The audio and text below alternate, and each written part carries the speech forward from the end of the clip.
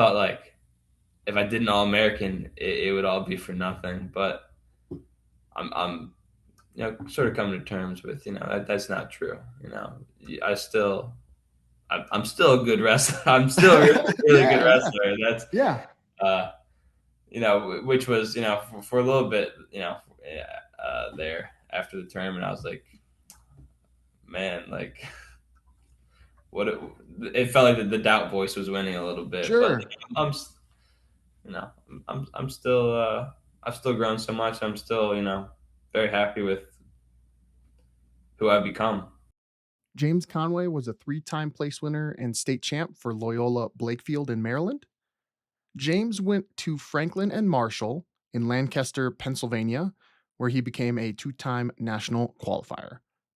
He also thrived in the classroom as he was an Elite 90 award winner in 2024 and is entering the medical field upon graduation. I'm Kelby Bachman, and this is Let's Talk Wrestling. In the heart of West Union, Iowa, lies a hidden gem in Euphoria Coffee. Owned by local residents Nicole and Shane Havenstreit, they source everything they can from local vendors. From hot and iced drinks, to savory breakfast burritos, to baked goods, to botany tea, and even homemade waffles, Euphoria Coffee is a place your entire family can enjoy. You can find more information at drinkeuphoria.coffee2go.com or visit their Facebook page. And we also have a special gift just for you. Next time you stop in, you can get a free baked good with a $20 purchase.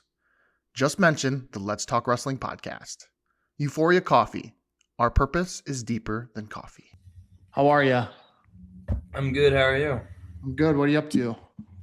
Not much. A little school, a little work. Just kind of enjoying the spring. Yeah, a little work. What do you I work? uh, I work at a doctor's office as an intern. Just kind of help room patients and get to shadow him, see what he does. Okay. All right. Have you watched so if I ask you like if doctor shows are pretty accurate, what would you say?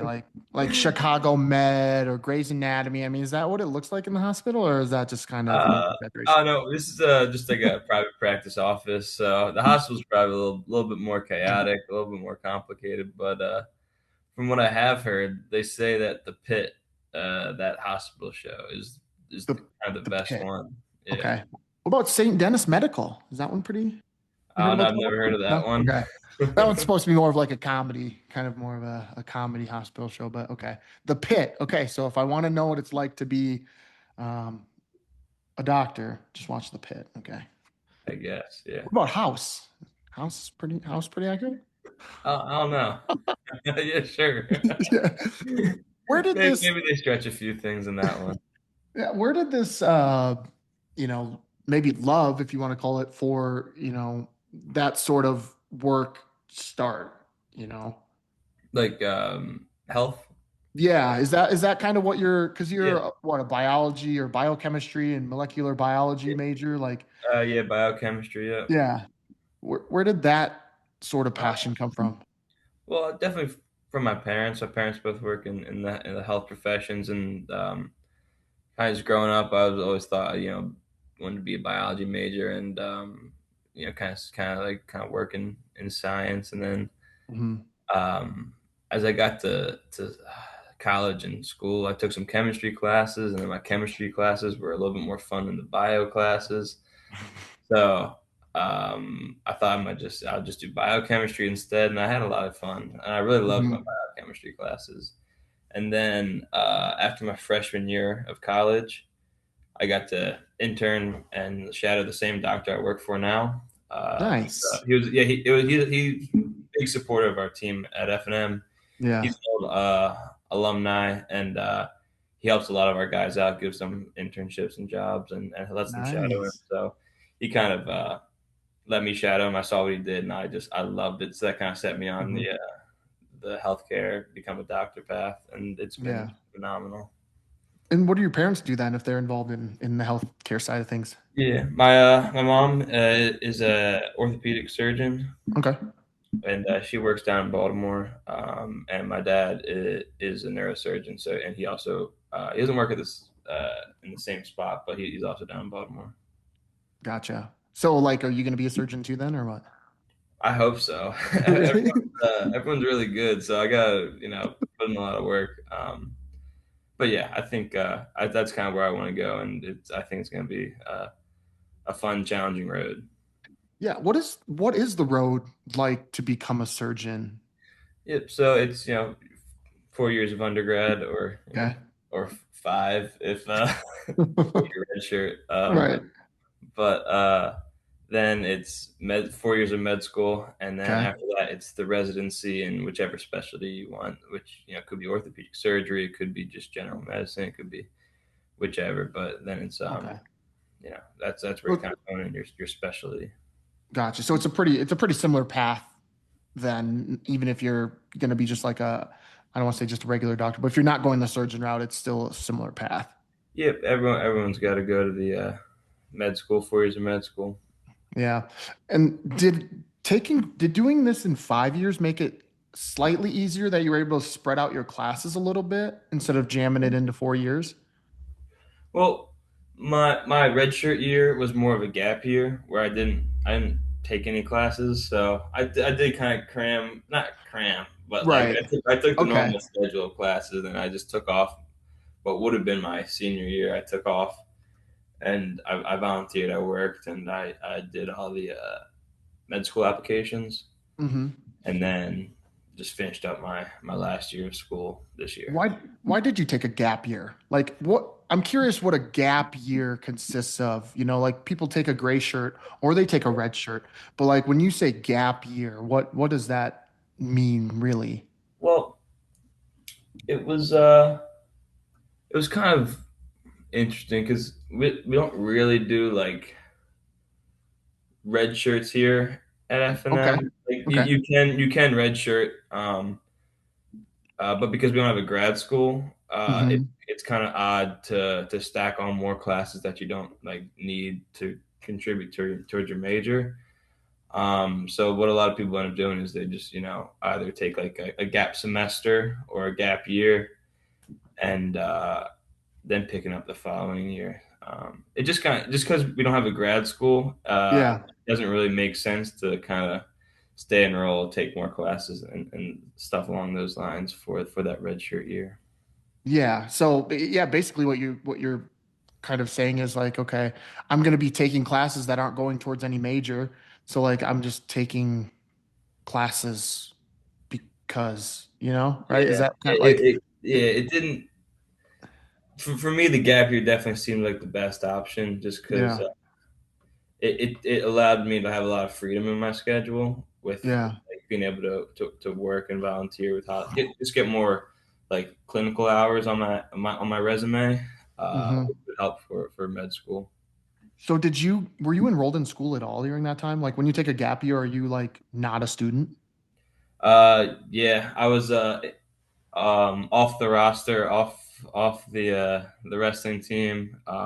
We were doing club practice. I was Yep, the yep, one yep. diplomat, or me and Pat Phillips, who was our 49 pounder this year. Yeah, We yeah. both did like the same thing, took a gap year, Hmm. and he did a gap semester. Sorry, and for that one semester, we were the only two diplomat wrestling club members, and we set our club practice uh, before or after our regular team practice, and Yeah. it was fun. It definitely got a little lonely there towards the end, but it was a good experience, and I think it really helped elevate my wrestling. Yeah. Did you have to reapply then to get back into F&M or No, no, okay. it was like kind of like a leave of absence type thing. I'm not quite sure. My coaches helped me with a lot of the Yeah. coaches and the athletic administrators helped me with a lot of like the bureaucratic like red tape. Right, right. So I'm not sure exactly No, you're what you good. did, but it was something along the lines of like a leave of absence, and then just kind of drop the credits and stuff for a year. Gotcha. Okay. Well, yeah. One last question about the gap year. Mhm. Not specifically the gap year, but like you mentioned quite a bit that you were working. Like Were you wrestling a lot too, or I mean, Oh yeah, I was wrestling okay, every day. I was okay, Yeah, I was wrestling. I don't know, just because I didn't have school or homework, it made my schedule just so much, that much more open for uh, yeah, other activities. yeah, okay, okay. Well, okay. I think I got the gist of how the gap year works now. That's cool. Because I mean, at the Air Force Academy, yeah, we don't have a red shirt. Like Yeah, you don't red shirt here. So, it's just four and done, right? yep, Do you guys exactly. have I know like Navy and Army have those like prep schools Yep. beforehand? Do you guys have those, or is it just Yes. Yep. We do have prep schools. So that is the red shirt year, if you yeah, will. Um, but if you come directly to the academy, yeah, it's 4 years and you're done. There's no, like you're saying, there's no red shirt. So, uh, um, yeah. So you're from Towson, Maryland, yep, correct? yep. Whereabouts is that in terms of like Baltimore? It's Baltimore County, maybe like 20 minutes from the actual city. Uh, Gotcha. real close, about an hour from F&M, an hour south from F&M. So everything's real Really? close. Yeah. Is that where you're like born and raised? Yeah, I was born. I think there's like a hospital maybe like a mile away from the house. So I was born Yeah. there. And, yeah, I grew up in Towson. I Yeah. went to Loyola Blakefield, a school in Towson. So yeah, everything was Towson. Yeah. Is that where your family's from too? Like your parents from there too, or what? No, my dad's from Jersey somewhere, Okay. and my mom is from Upper Darby, PA. Gotcha. How'd they land in Baltimore then? Or Towson, I guess. Um, my mom got a job at a hospital in Baltimore, so Okay. that's kind of where we ended up. Yeah. And what about wrestling then? So, I mean, did your dad wrestle? Like, was your mom like involved in wrestling? Anybody Um, in the Conway family? No? uh, yeah, no, none of my parents ever wrestled. When I was a kid, my dad I think he started when he was you know maybe 30 or something. In his 30s, he started jujitsu, Oh, and okay. I was a kid, and I wanted to do jujitsu too, but schools don't have jujitsu teams, so Yep. there's a wrestling team, and that was when I started seventh grade, and that was great. Oh, you started in seventh grade. Yeah, yeah. Wow. Did you like it right away? No, No. no, it kind of sucked. Yeah. I I was got like wondering. pinned. Yeah, I right? got my ass kicked. Practices weren't fun. I don't know why I stuck. I had a lot of friends on the team, so I just kind of stuck That's with helpful, it. And man. then I was like, all right, well, I guess I'll go to practice. And then in high school, I started to get like more serious about it and just like start training harder. And that's kind of when things started to pick up. I started doing a little more work and just wrestling and lifting more. Yeah, were you doing other sports as you were growing up before seventh Yeah, grade in wrestling? yeah. In middle school, I played lacrosse. I Nice. ran. Okay. Yeah, that's it's in Maryland. Like everyone in Maryland plays lacrosse at some point, Mhm. pretty much. I ran cross country in middle school and freshman year of high school. So I was kind of doing. I did a lot of sports. I was kind of Mhm. I played t-ball, and I wasn't good at it, but Yeah. it was yeah. I've definitely played a lot of sports and had a lot of fun with them all. Yeah. Did you do any then continue them in high school besides wrestling? Freshman year, I did cross country Okay. and I did a little bit of lacrosse freshman year, but not a ton. And then after that, it was just strict wrestling. Really? What made you start to, sort of like wrestling and then love it, like what was it starting having some success or Yeah, um I like think it was my freshman year. I was like varsity. I started, yeah. um, and then I think I just went like 0-2 in in like the postseason, and I don't know. I was like, I'm pretty competitive, and Yeah, yeah, I was like, yeah. well, I can definitely do better.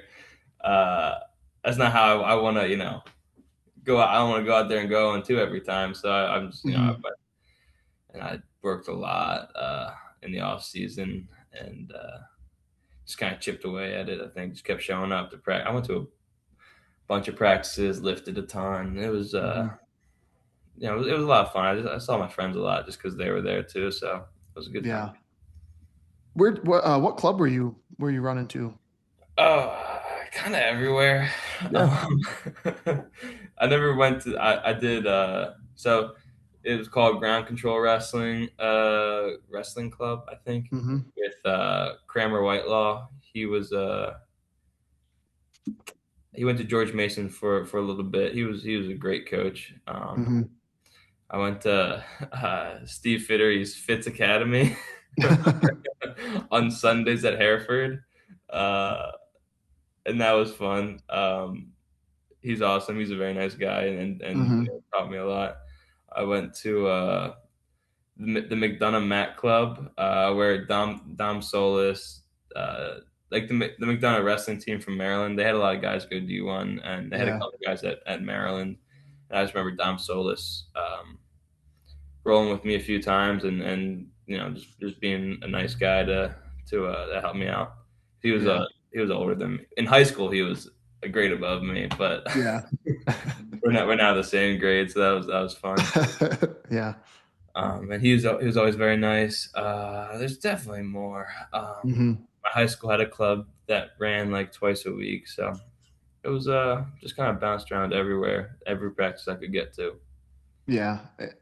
And were your parents like growing through wrestling as well? Like, since they probably weren't really exposed Uh, to it, were, you yeah. know, Yeah. Yeah. I guess they definitely did grow through wrestling. It got to the point where, uh, like this year, my mom would be like watching matches that I'm not even in just because she liked watching watching nice. wrestling. So, it was, and she keeps up with it, and she's a big fan of the sport now. Yeah. My dad, I don't know if it was just just watching me or the sport, but he came to all my matches this year, and Nice. actually, I think almost all my matches in college he made it to. There might have been like one or two tournaments he missed. Yeah. He was there, and yeah, it was awesome. So yeah, Yeah, they've that's definitely grown, and I yeah. guess the sport as well.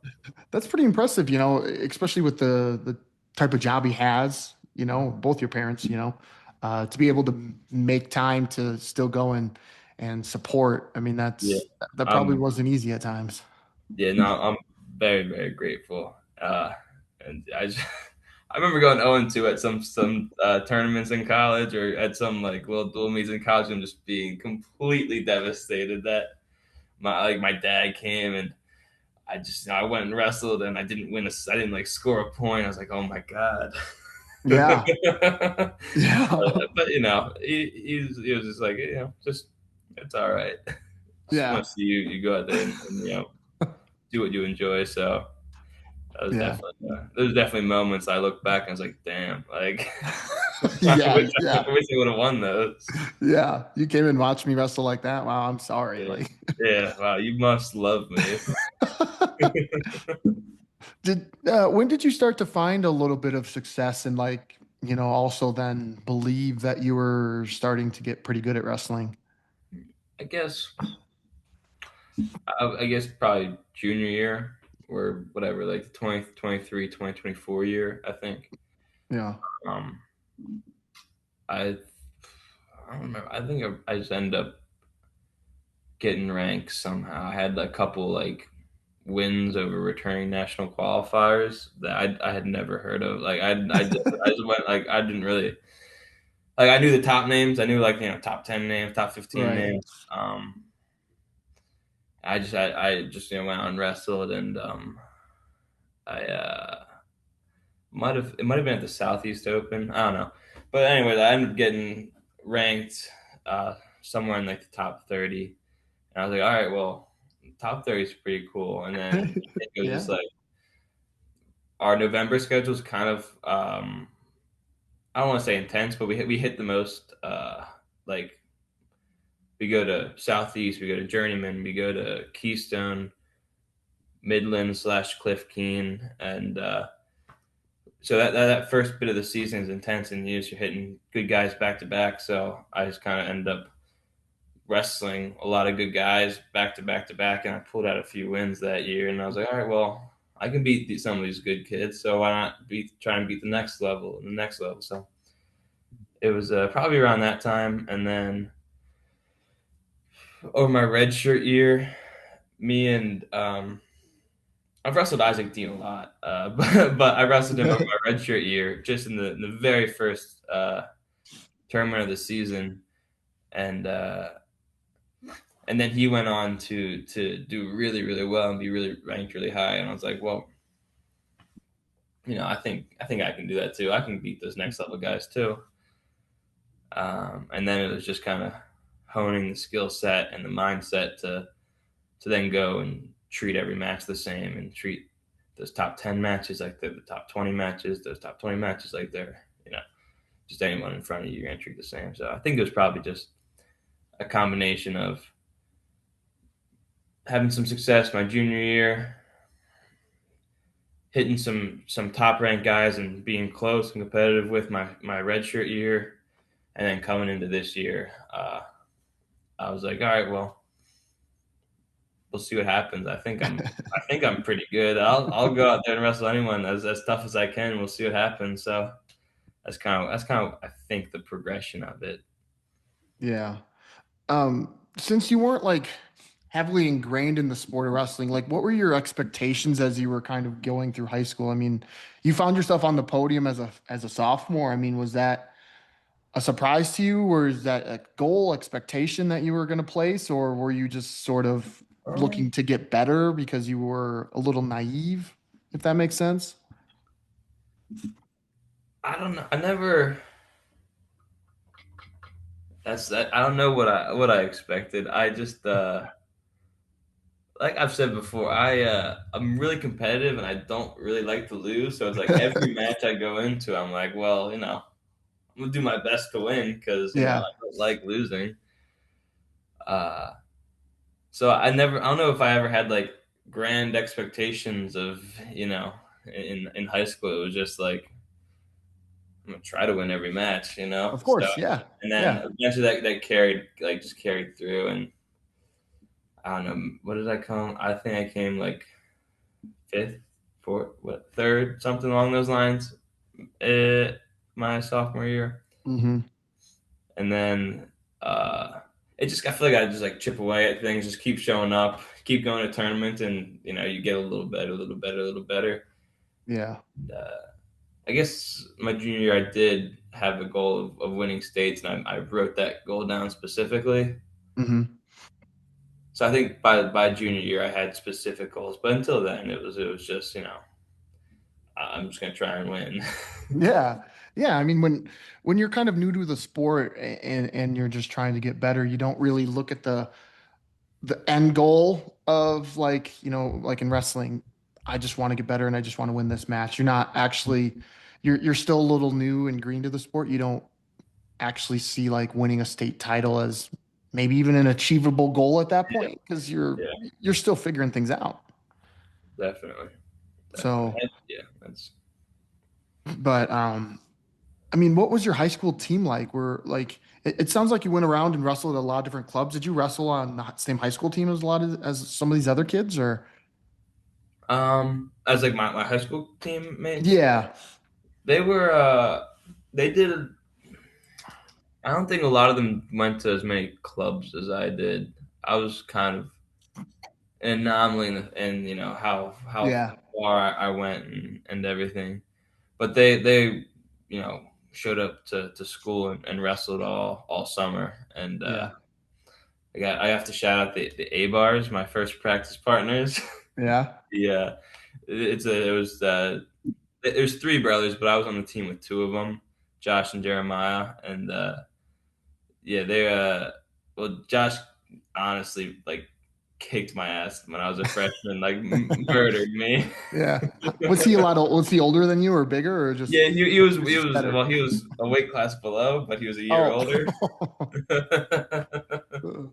um, and he just absolutely destroyed me. And but yeah, no, he was very cool. He was like my original practice partner, and he wrestled a lot, and like as a kid for the Warhawks. So that's kind of the Yeah. club that everyone mostly went to, and just in high school that they would just train at Loyola Blakefield, the high school for the summer. Yeah.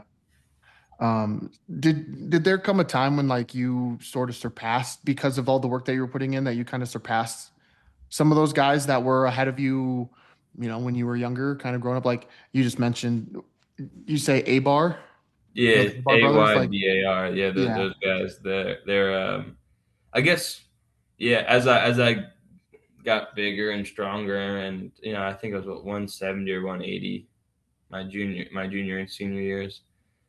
By that time, I think I was big enough that I was kind of handling my own and maybe taking him down. It was still a dogfight. He was yeah, he still had that like big brother kind of thing, but for sure, yeah, yeah, yeah. At some point, I remember taking him down for the first time. I was like, okay, I can take him down.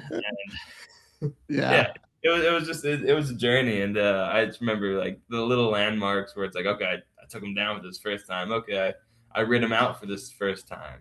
So hmm eventually, I think it took me a while, but eventually I got to his level. yeah.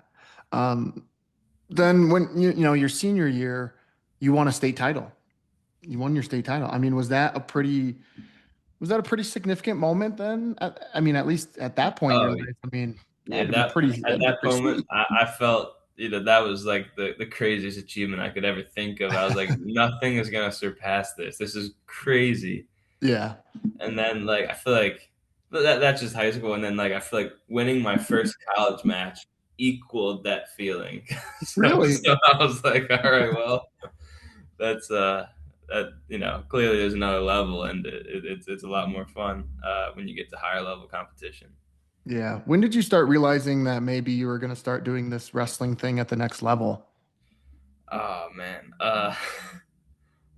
well, in high school, I'd never wanted to wrestle in college. That was Yeah. like my mom was like, maybe you want to wrestle in college. I'd be like, not a no way in hell will I Yeah. do this again. Um, and then kind of what happened was my senior year, like, or so I'm sorry, I won that title junior year because Yeah. senior year everything was canceled because of COVID. Oh, gotcha. Okay. Yeah, so I remember just not getting like really too many chances to compete or anything along those lines. So I was like, well, maybe, maybe. So, like I was talking to some coaches, and I think October, I had like a visit here at F&M, and I talked to the coaches, and it was great.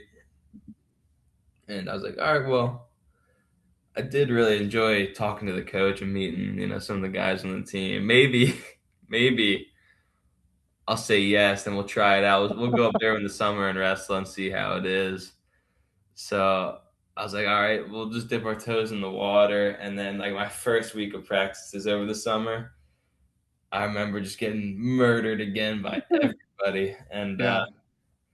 I think that there's this one practice that I remember specifically where I was wrestling John Crawford, who he was like kind of like my practice partner. Him and Noah Fox were my practice partners my first 3 years here. He ended up qualifying at 97 his senior year, I think 2024. And that first week I had to practice. I like practiced with him as his partner, and I remember having to sit in the locker room like after practice for like 30 minutes just to recover. Like I thought I was gonna die, and I was like, and in that moment I was like, I guess I'm gonna keep doing this because this is kind of fun. I do enjoy it. I enjoy battling and like the frustration of like getting on the leg and not getting the takedown. I was like, damn, I hmm have to learn how to take these guys down. And the thought of not wrestling didn't even occur to me anymore. It was always just like I just gotta learn that it was like I just gotta learn how to take these guys down now. That was the hmm only thing that was on my mind. It wasn't really like oh I don't really want to wrestle anymore. It was like all right we gotta beat these guys now. We Yeah. gotta figure this out. Wow. That's all it took to light that Yeah, like I fire. said, Like, like I said, somewhere in me there's like this real competitive, fire that it's real quick to ignite. yeah. Did you look at anywhere else to wrestle or Yeah, I sent emails to a bunch of coaches and they sort of responded, but because it was over COVID, there was like kind of tough to get to these places and visit and sure? everything. And at the end of like, I guess at the end of that recruiting season, I don't know what it would be like November, December. Um, the only two that were like somewhat interested were F&M and University of Maryland. Hmm. And the University of Maryland, like, they had Jackson Smith coming in. They had a bunch of good guys coming in, and they weren't really interested. But I was from Maryland, so they reached out. But uh, just like the academics and kind of the love I felt from the coaches, like they were interested. So I was, that was appealing to me. They wanted me, so Yeah. it kind of made the choice a lot easier. So Yeah. Actually, you said Crawford was a national qualifier. You qualified with him, so that'd be yeah, a pretty cool, that was awesome. moment. Yeah, that you and him both qualified in 2024 together as practice partners. Yeah, yeah, that So that was that was definitely special going out there with him and wrestling. yeah, all those times he beat you up, and now you're Yeah, just now now you I get to like go to out. think I like to think I got him back a few times. You But did he was okay. another one that was just so hard to score on, and he had crazy hips. And I would get the deepest double you could think of and end up on my back, and I was like, "This is ridiculous." And yeah, just honestly, like I love him to death. He's like a great friend. I just hated losing to him, so I was like, I got to figure out how to beat him, and that's kind of one of the things that I think drove me to work harder, lift more, Yeah, do that extra practice, figure out how to take him down. yeah. Does that competitiveness bleed over into other aspects of like Mario Kart or chess or Uno, stuff like that, where like you're just playing Uh, anything and you're like, dude, I'm gonna win no matter what. And if I lose, I'm gonna find a strategy to beat you next time. I don't want to say yes because I'm not like you. I'm not like you're not gonna see me like going crazy in all this, Right. but No, no, just because you lose doesn't mean you're a sore loser, just because you're yeah, competitive, but yeah. that it's gonna eat at you a little bit. It is because if I don't do my best, or it's like I know I can do a little better, like I'm gonna do it a little better. Like I'm gonna make the adjustment and figure it out the next time. Like this is really stupid, but um, every year we do an intramural volleyball team after the season, and Nice. we're playing like the girls' club team, and just it's a lot, a lot. But you'll see us all, just like hitting, um, just trying our best. We're trying our best out there, and Yeah. it's a little silly, but Yeah. it's always a lot of fun. And yeah, each year we make the adjustment and get a little better, so Yeah. it's a good time. Yeah. I think that's where some of the carryover you can see the most. Did you ever do any jujitsu then? Like, I mean, that was kind of what even started this a little bit, this wrestling story, but like, Yeah, did that, so I yes, you did? did. I did end up. I Okay. forget if it was like the year before I started wrestling or like the same year. I'm not quite sure. I'll have to ask my mom, Yeah. but something somewhere around that time, like right before I started wrestling or right as I started wrestling, I went to those. Um, but yeah, that was fun. That was fun, and I enjoyed it. I'd definitely Yeah. do it. I'll definitely do it now. Now that I'm Yeah. and I'm retired, but Oh, you're retired? well, yeah, that was my last year of college wrestling. I know, but there's seniors, there's international. Yeah, Maybe there's more wrestling that could be had, is all I'm saying. that's an unofficial retirement. Maybe I'll stop. I never left my shoes on any mat, so, Exactly. Exactly. we'll see what happens. But now that I have, just more things other than wrestling to focus on, I might try some jujitsu or some Yeah. other, combat sport. I'm not really sure, but jujitsu Yeah. is fun. Yeah. Um, yeah. Did you like, to the outside world, like Franklin and Marshall? I mean, it's most likely a school no one's ever heard of. I mean, is it a pretty well-known school, at least where you're from in that area? Like, No, no? Okay. no, there's some people in Lancaster who don't even know about it. Really?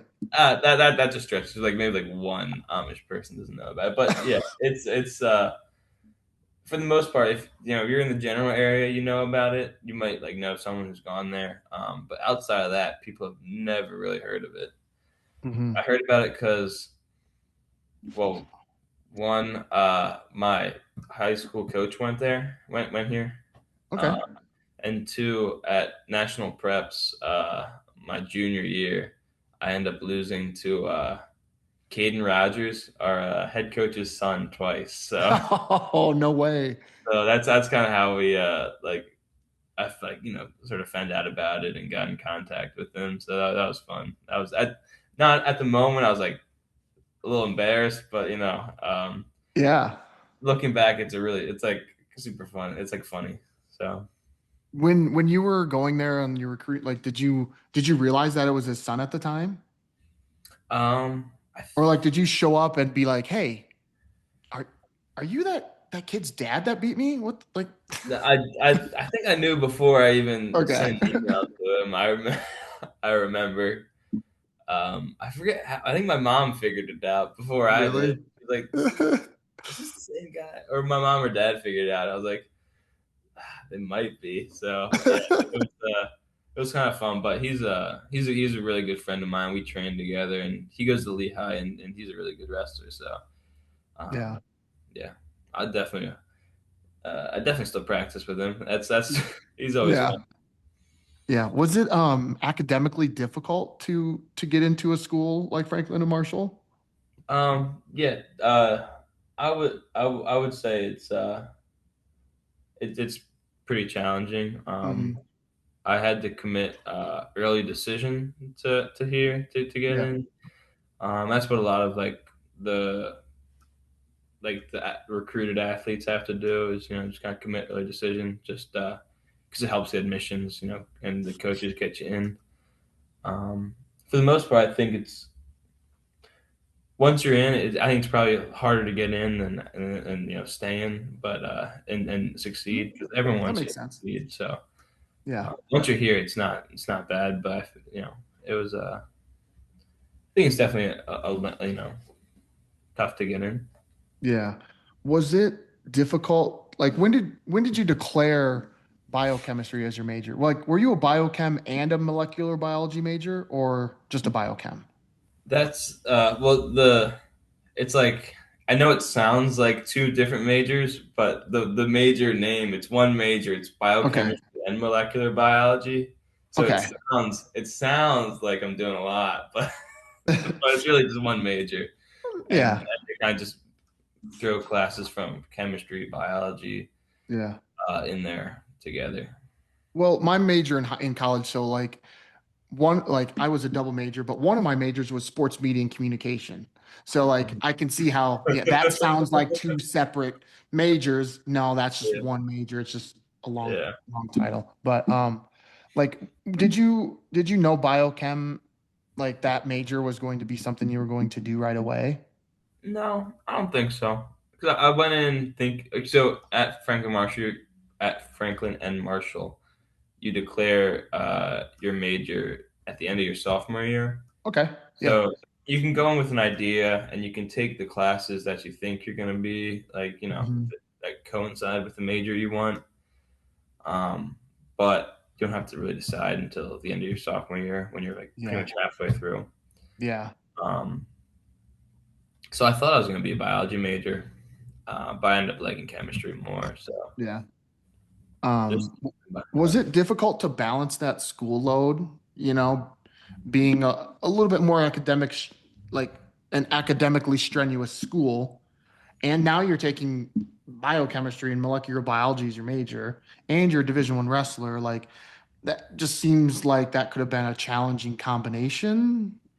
Uh, it definitely was. But I think I gotta give credit to my high school. My high school did a good job of Certainly. like preparing us and giving us enough of like a workload that we had to get really good at like time management, being organized, and I think that those skills that my high school made me develop carried over to college. So um, it was definitely difficult to manage it sometimes.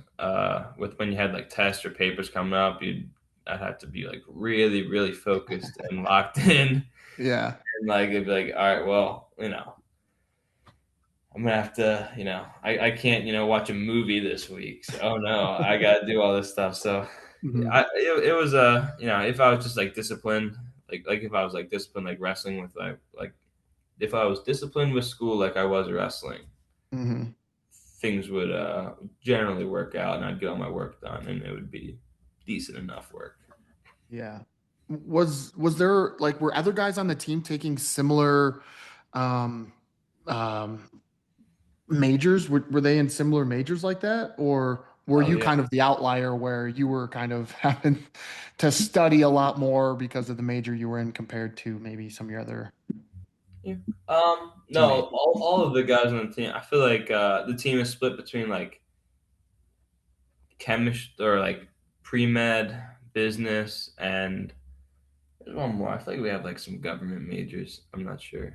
Yeah. We definitely have one. I know we have more than one. I'm not sure. I Yeah. can't really put names to faces right now. But like there's a lot of like there's a lot of pre med and STEM majors Yeah.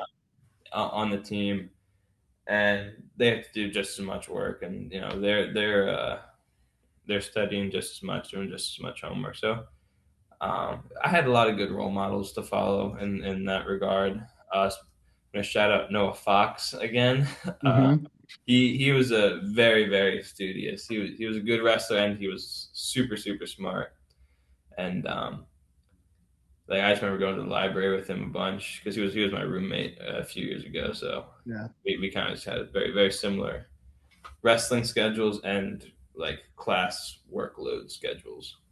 Yeah. That was actually kind of what I was alluding to a little bit is like, when you take a major or declare a major like yours, sometimes it can be a little lonely in terms of like you have more or different stuff to do than somebody else who's taking a different major, like a business major. Maybe it's not quite as strenuous on them and they don't have to go to the library. And so, like, you are off on an island in a sense. So, sounds like that wasn't the case, though. So, Yeah, no, definitely not. I mean, there's some times where I was going to the library, but very rarely because there's so many guys who working just as hard.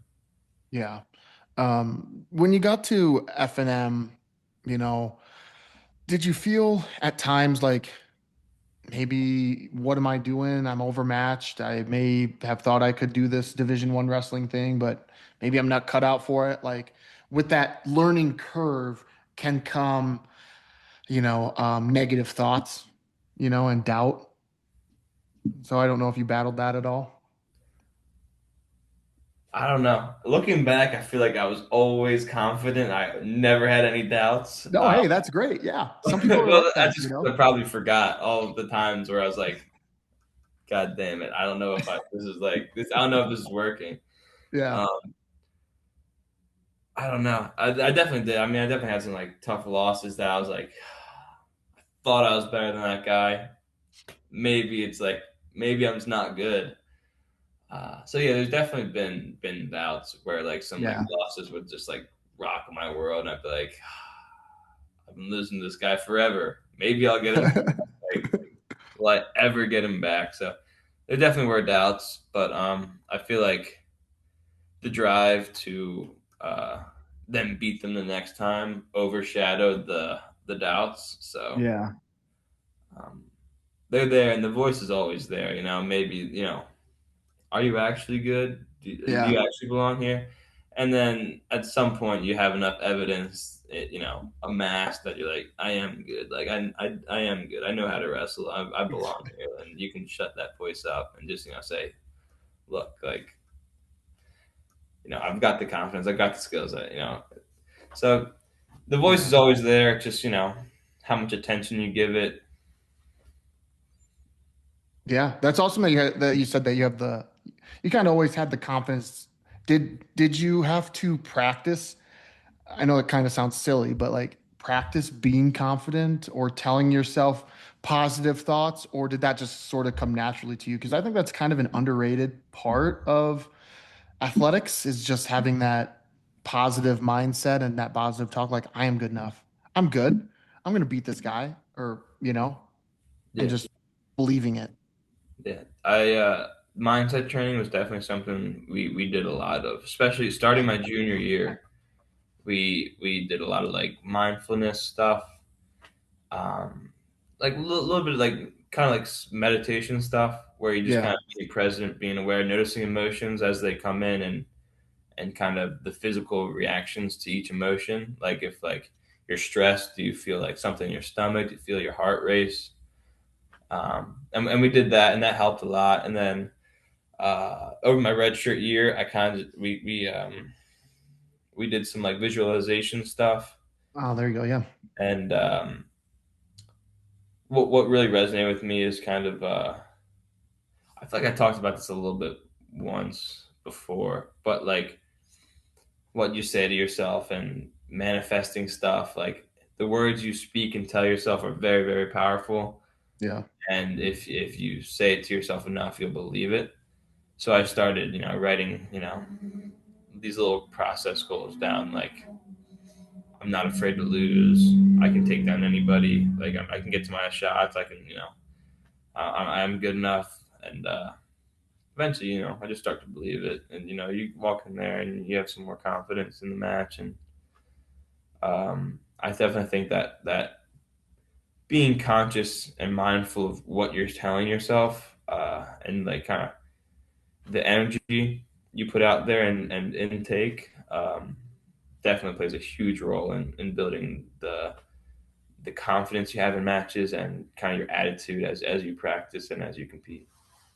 Yeah. Was there a match or a stretch of matches that really pushed your confidence, over the top where I know sometimes when you're telling yourself these things, like it's one thing to believe it, but it's also another thing to like actually prove it on the mat. Like you can tell yourself I can do this, I can do this, I can take this guy down. But if you're not doing it on the mat, like there's a disconnect Yeah. there. So like was there something or a string of matches or a point where that started to click for you and you're like, wow, okay. Hmm. I put myself on the map or like I truly believe what I'm saying because I'm doing it now. I'm not sure. I'm not sure when exactly. I mean, I feel like the easy answer is, the Cliff Keen Open this past year, where I was like, I was, I can take anybody down. Anybody that was in the bracket, I could take down. Blah blah blah. Yeah, And that's a that good one. I I mean, felt my confidence just, skyrocket. And that was like, I was like, maybe we rewrite our goal to national champion instead of just all American. And that was mhm. so I did that, and that definitely I was like, all right, I am good. I do know how to wrestle. I can take anybody down. But I think it was also before that, um, just like in the way I wrestle, there's usually a lot of points scored, and usually I can end up getting a takedown somewhere in there, Yeah, even if the guy is like pretty good and better than me at that time. So like I feel like I had some evidence that like with enough wrestling, enough action, if I get them tired enough, I can take anybody down. So I already had kind of that like mindset going in. yeah, But I feel like eventually somewhere in there it got to the point where I can take guys down when they're not tired too. I'm good enough yeah, to do that too. So it was probably junior or my red shirt year where I had that mindset too, where I was like I can take people down fresh. yeah. Similar to high school when you were going in and you kind of didn't really have goals at that exact moment early on in high school? Like, did you have that in college where like you didn't quite have a written goal of like, I want to be a national qualifier, I want to be an All-American, I want to be a national champ? Were you just really focused on 1% better each day, just trying to be the best version of myself and see where that lands me? Yeah, well, yeah, definitely. I think my first 2 years, freshman and sophomore year, it was goalless. Just trying Yeah. to be 1% better every day, just get a little better. You know, take down Crawford. You know, stuff like that. Do you remember when you first took him down? Nope. No. But I don't what know. was it that first year though? Did you get him at least a couple of Yeah, times? yeah, I Okay. got him that first year. Heck yeah. Yeah, so that was fun. Heck I'll, yeah. actually, I do remember I took took him down first. It Yes. was an early Saturday morning practice, maybe towards the end of the summer, Hmm. and I just remember I was well rested. I'm not sure how well rested he was, uh, and I remember getting him on like a sweep single that he was like trying to scramble out of, and eventually I just collected a leg. So yeah, that was it. But there's an asterisk there. That's not it's not a true takedown per se. Why? Why not? What doesn't make it a true takedown? Sounds like a Uh, takedown to me. that's true. It is a two takedown. It is a true takedown. I'll take that. That was the first true takedown. Oh, that's funny. I'm just also imagining through his eyes. He was probably like, "What? Oh my God! This guy just took me down!" Like, I don't know. I don't know. Maybe. yeah. Well, you qualified for nationals in 2024 with Crawford. I mean, that had to be another pretty significant moment in your career in terms of confidence and Mhm. believing that you belong. Now you're at the tournament. Yeah, You're one of yeah, the 33 best guys at your weight. I mean, you're surrounded by all these other guys. You're now their peer, essentially, you yeah, know? yeah. Definitely. At the tournament, I felt like the doubt was starting to creep in again. I was like, do I really belong here? Wow, interesting. And Okay. then once you step on the mat again, it's like, all right, well now I'm just gonna try and win. But like sitting off the mat when you're not wrestling, it's like the doubt was just like shouting. Yeah. Um, and that's why I feel like the mindfulness stuff is so important because you can train to deal with that. You can train that you don't try and shove it down, but you try and you acknowledge it, and then it's just kind of like, all right, you're there, but I have all this evidence that says otherwise. Right. Right. You almost kind of like you not listen to it, but you hear it, but you come back with, like you just said, evidence that's stronger than it. And so like that voice just kind of, even though it's still kind of there, it just is a lot quieter because you have this other voice that is louder telling you you have all this other stuff that proves this voice is wrong, essentially, if that makes any sense. Yeah, that's Yeah. perfect. I think that's Yeah. exactly it. Um, so what was behind the idea of taking that gap year? I know I said I was done talking about it, but I guess Oh, like I just wanted to know, like, you didn't have to take it, so yeah, like why did you take it? Because it was also towards the end of your career. Most people obviously take gap years or a redshirt year the first year, not after yeah, they just qualified for nationals. that's true. Well, with the way med school applications work, is they take like a year to process and do. So if I did my 4 years, I would have to take a gap year afterwards, essentially, Oh, okay. the way med school applications work and like the process time for the applications. Hmm. Um, so I guess essentially I did have to take the gap year, anyways. Yeah, Uh, yeah. Sounds like it so at some the, point. yeah, so we figured like might as well just take it during the school, because that way you can redshirt and maximize athletic and academic.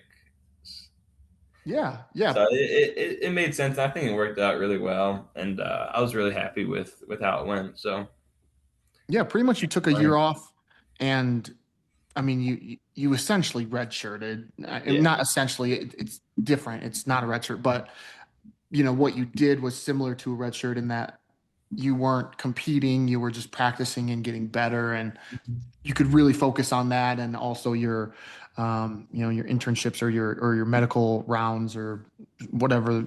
I'm sorry, whatever they're called, Yeah, it was just like just a clinical shadowing and some Yeah. volunteer stuff. Yeah. So I'd say it worked out. I would say too. I would say so too. I'm very, very happy with how everything went. Yeah. Was it hard though to come back like this year and get back into the swing of school and wrestling, and was that like, now that you've been out of it for a year, now you got to go back and do it all over again for 1 year? Like I feel like I might have like had a case of senioritis already. Yeah, I thought it would be tough too. Well, the wrestling part was so easy because I love being on the team, and Yeah, it was yeah, really like towards the end it got really tough just not being on the team and seeing my friends every day.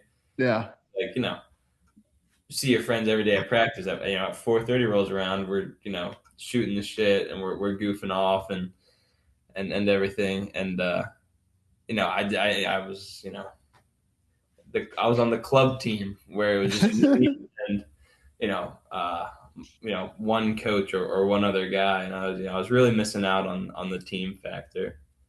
I was able to really focus on my wrestling and get really really really specific and selfish.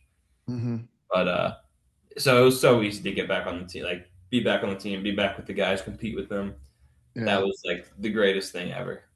Um, the school stuff wasn't too bad either because I was studying for the MCAT during that gap year, so I was like Oh, okay. doing academics and except it was just like more on my own than school is. So school is also fun. I really enjoy seeing my classmates and professors every.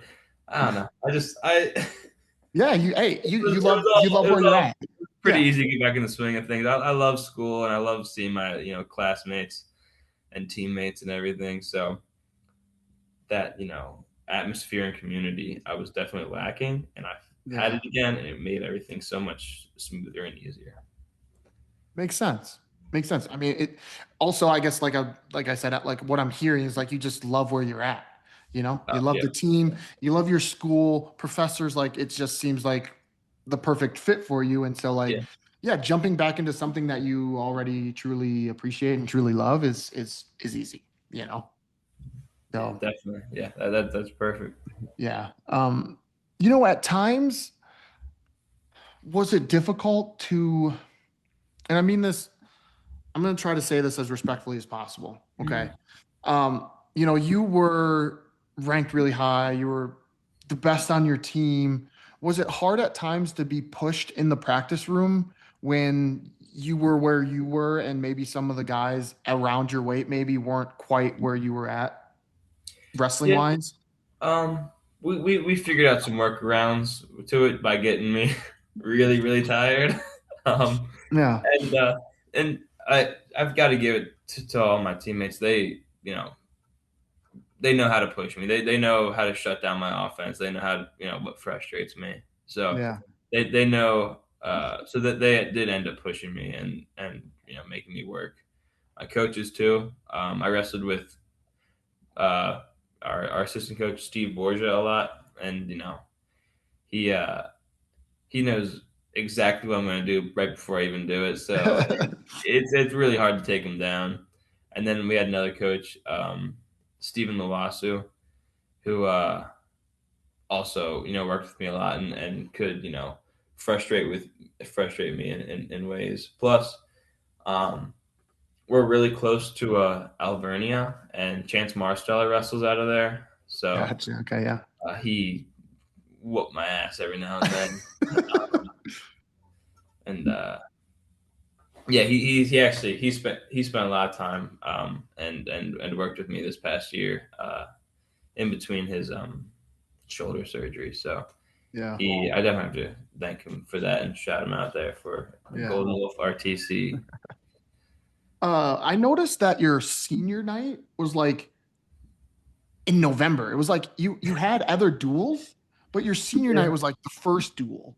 And I was just yeah. curious, do you have any idea why that? was set up that way? Like, Uh, just get out of the way. I don't know. okay. Yeah. Plus, yeah, I think we had a lot of like, um, what's it called? Away duels in the end of the season. It was only a few months ago, so I should know this, but I feel like we only had like away duels. Maybe we had one or two home meets, but Yeah, yeah, I feel like I looked at I don't this. know why we did it in November because but it was fun. I enjoyed it, Yeah, and then we had a lot of people there, so yeah, can't complain. yeah. I feel like I looked at the schedule, and you did have a couple other home duels later on in the season, so that's why I was like, I wonder why they put it at the first duel, but I don't know. I actually have it right here. Uh, Yeah, we had oh yeah, we had Morgan State and Hofstra. Those would have been two good duels to have. So I don't know. It was hey, a fun match anyway, so I yeah, can't complain. Yeah. yeah. Uh, you already mentioned the Cliff Keen. I feel like that was because you took the gap year. I feel like maybe you were a little under the radar because you were a qualifier in 2024, but then you took that gap year and then you Yeah. came out in 2025 this year, 2026. And you win CKLV. And I feel like that was almost your re-emerging party, if you will. Did you feel like a lot of extra love after that? Like, holy cow, Franklin and Marshall. Like, I feel as if Yeah. that really put the school on the map a little bit too. Like, It definitely did. It definitely, elevated our status a little bit. No one really knew us. Um, yeah, and definitely after that, I felt lot of like, a lot more attention, which is, it's not something I seek out. I don't right. enjoy the the the attention.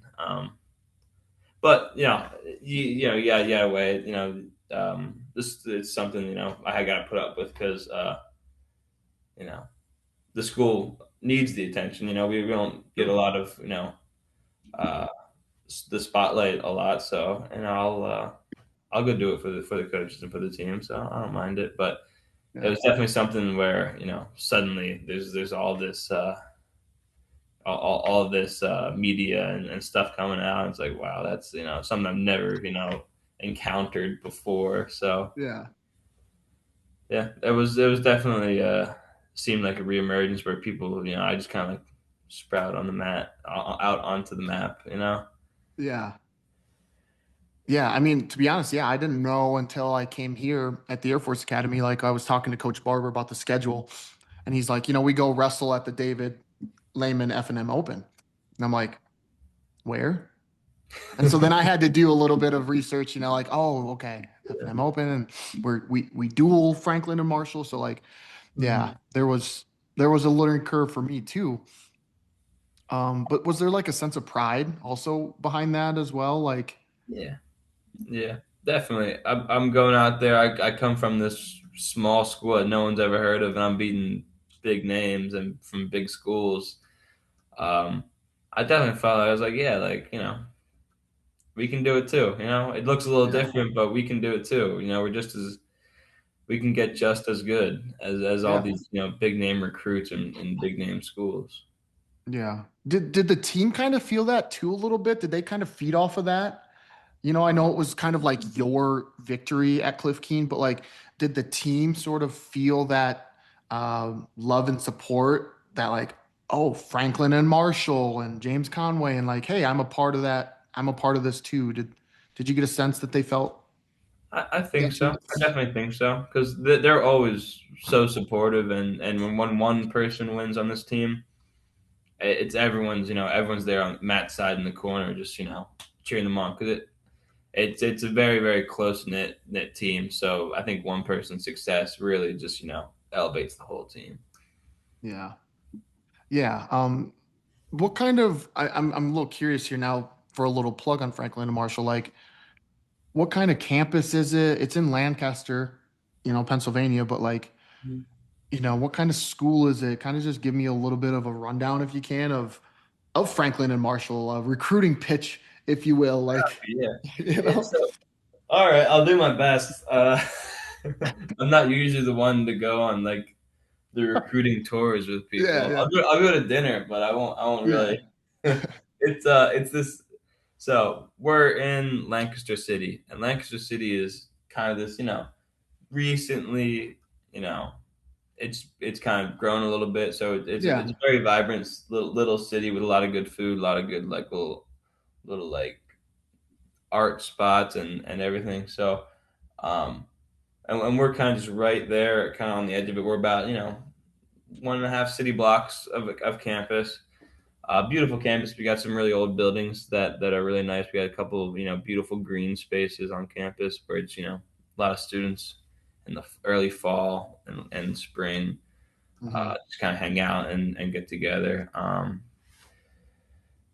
It's a really cool town because you get this both the city aspect with the city life, and then you go a little bit outside of that. You get farmland, country, a lot of good fishing spots, camping, kind of hunting, you name it. So you kind of get both best of both worlds of city um, and rural. Yeah.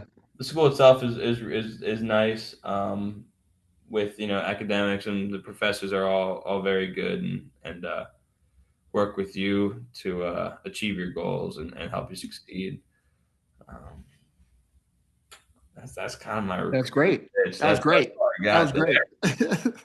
You know, if we look back, like over FNM's history of wrestling, like they've had some guys ever like it's not like you are the first one to really blow up on the scene. Like they've had Yeah, guys that have qualified. They've had I know it's been about 10 years or so since the last All-American, but like they've consistently had representation at the national tournament.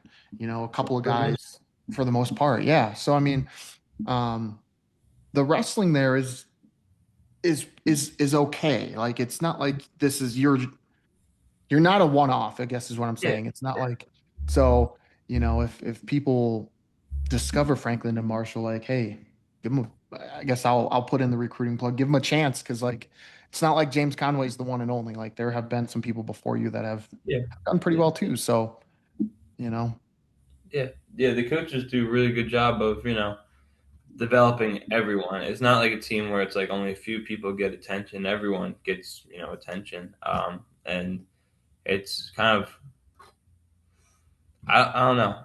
Uh, yeah,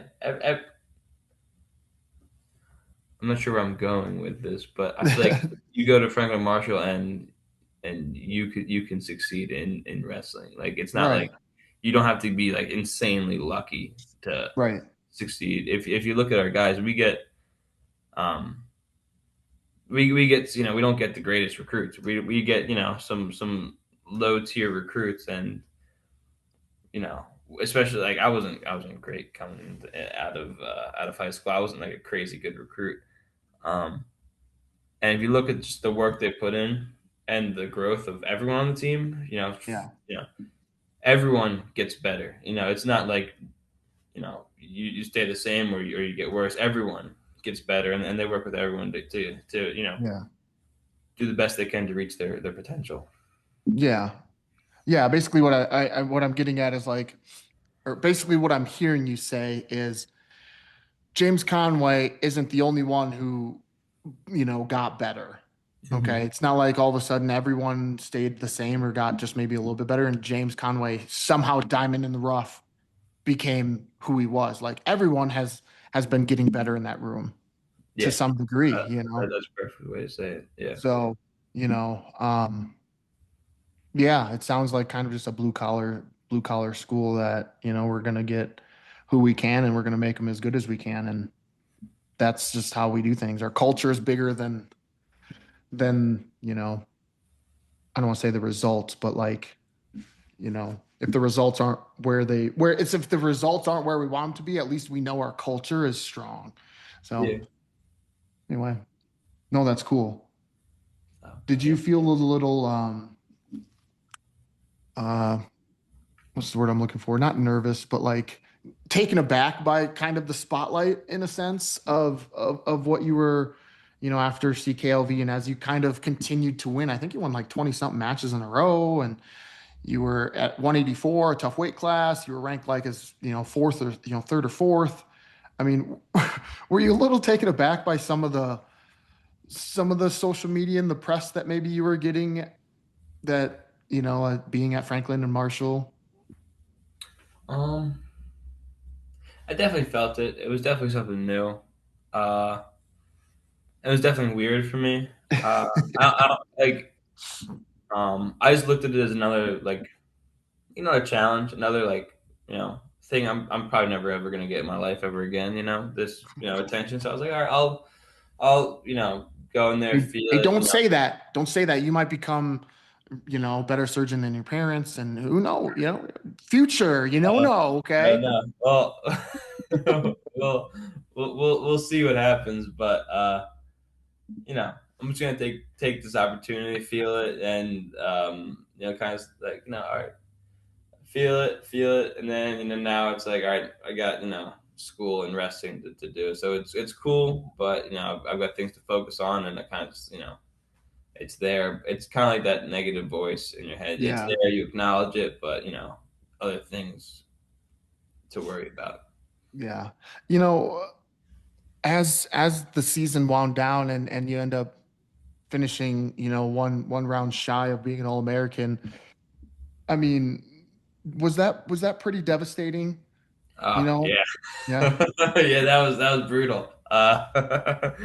Um, But I guess what I'm saying is like I wouldn't tell from your demeanor. Like you still seem like a pretty positive, like, you know, things are gonna be okay, even though we're just a few weeks removed, that you're still you're pretty upbeat and like you don't let it show, I guess.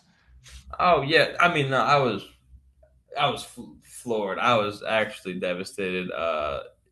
For a few days afterwards, and I'm sure it showed. For like the few weeks. Um, and it's still something I'm kind of grappling with now is dealing like processing that failure.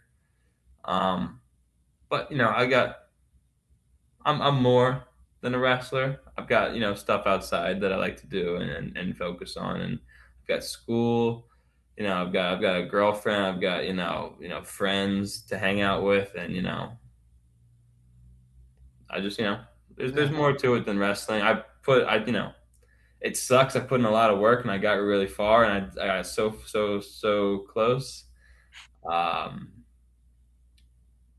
and yeah, it's devastating and I'm definitely still processing, being that close and just falling short, but can't really do anything about it. So just, you gotta take one step forward, focus on other stuff. I got, hopefully I got many years of future life ahead of me. So Yeah. Yeah. uh you know, not gonna let 3 days in March define who I am. Yeah. Yeah. That's really well said. That's a great outlook to have too, I mean, there's obviously a lot of people in your shoes. There's what, four at every weight that lost in the blood round times 10. There's 40 people who fell short. So, um, who's the next James Conway that we should be looking at FNM? Like, who's the next guy that, next year, maybe in a couple of years, that like is going to maybe not take your spot, but like, be the next person that we need to look out for. And maybe there's more than one. It could be anyone. Yeah. It really could be anyone. I'm gonna shout out Okay. two guys who are returning. They're taking their fifth year. Josh Hillard and Josh Palmucci.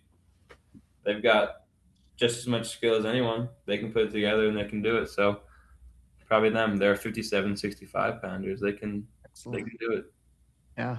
Yeah. I mean, like we talked about just a little bit ago, like you're not the first and you're not going to be the last. Like F&M has produced individuals, maybe they haven't quite got the team that they've been looking for, but they've individually put guys consistently in the tournament. And, you were just kind of the latest one here. Yeah, yeah. So, what's next for you? Like you graduate obviously probably next month, and then what? Yeah. Well, I'm going to Penn State Hershey for med school in, I guess, end of July, early August. That's when I start. Cool. So I guess I'll be busy with that. Yeah. I'd like to stay around the sport. Definitely want to keep wrestling a little bit. Maybe if it's just being a practice partner or a coach somehow. Um, yeah, we'll have to see where it takes me. Because I'll see what my schedule is with med school, but I'm sure I can sneak a workout in Yeah. once or twice a week. Yeah. But yeah, I think well, right now it's kind of goofy, but I got to train my coach. I got to train Steve Borgia to compete at the Masters. So Oh, really? yeah, so we'll see. We'll see how he does. You know, You Probably gonna gonna be go in his work on corner? Thundercats tomorrow. That's what I've decided. You gonna be in his corner? I wanted to. I really did, but I've got like this like final presentation for for my class that like it's required. So it's a Dang. little Okay. tough to miss that one. I really really wanted to though, just to Yeah. flip the table on time, but Yeah. yeah, it would have been fun. But maybe I can train him. Maybe I'll give him a good training cycle before. Yeah. So med school at Penn State in Hershey, Yep. and then who knows or what? Yeah. Then and who knows? Yeah. Take it one step at a time. Yeah. All right. Well, last question for you here, as you kind of look over your wrestling career, I know you're still kind of in the thick of processing it, but like, I mean, what you accomplished, how you did, I mean, how you improved and where you got to is pretty awesome. And I feel like you made your mark on the sport in your own way.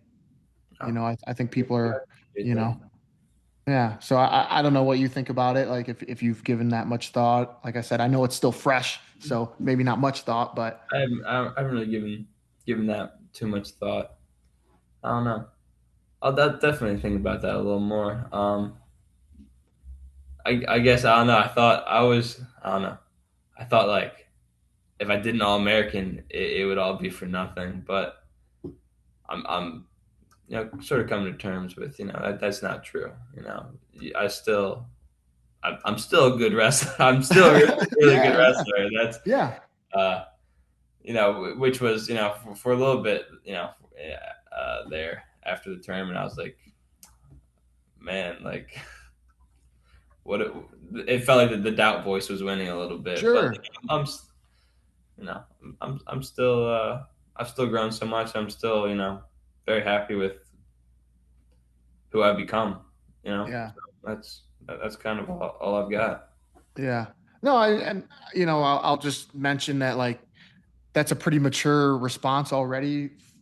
Just like I said, just a few weeks removed from that, to sort of already be turning that page in terms of like looking at it as a lost opportunity and I maybe I wasn't that good or maybe I didn't do enough instead of looking at it like that or it was all for nothing. Instead, now you're looking at it as like, oh gosh, look at all the opportunities it has given me and like I was good, Hmm. it just Yeah, didn't shake out the way I hoped, but that doesn't mean that my life is gonna end, yeah, you no, know? exactly. So There's still so much more to do. yeah, That's not yeah, it's not the end of the world. yeah. And so yeah, that's just a pretty mature understanding of the reality of the situation. I appreciate that. Thank you. Yeah. Yeah. Just keep on keeping on. Yeah, Because now it's 1% better at med school.